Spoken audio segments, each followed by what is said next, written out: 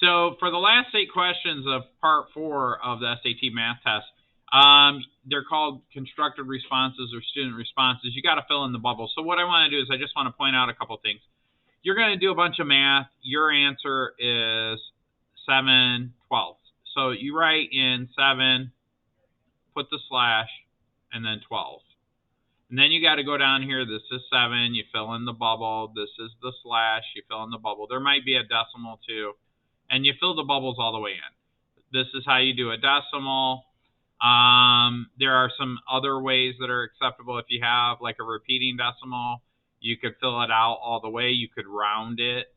The SAT looks for, in this case, 2 different types of answers. Okay, so we just need to know now. The question comes up, well, do I fill it out to the right or do I fill it out to the left? It doesn't matter, but you have to start either on the left or the right. Okay? You don't have to fill out everything.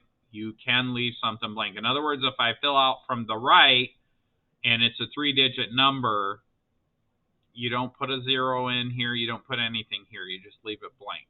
Okay? So just keep that in mind as we move forward. So let's look at problem number 31.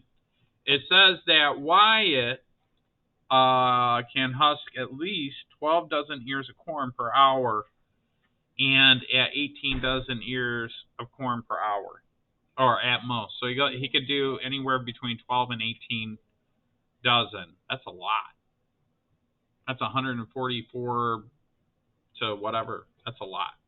So anyways, it says, based on this information, what is the possible amount of time in hours that it would take Wyatt to husk 72 ears of corn? So the correct answer, so if we go with the minimum, right? In other words, if I say 72 divided by 12, that would be 6.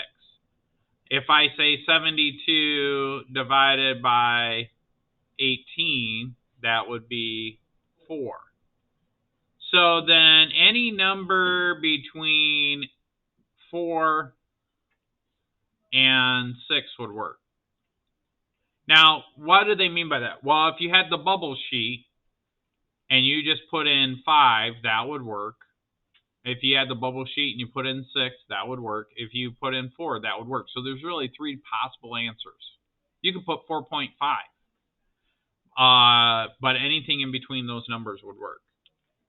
So any number. Okay. Let's move on to problem number 3.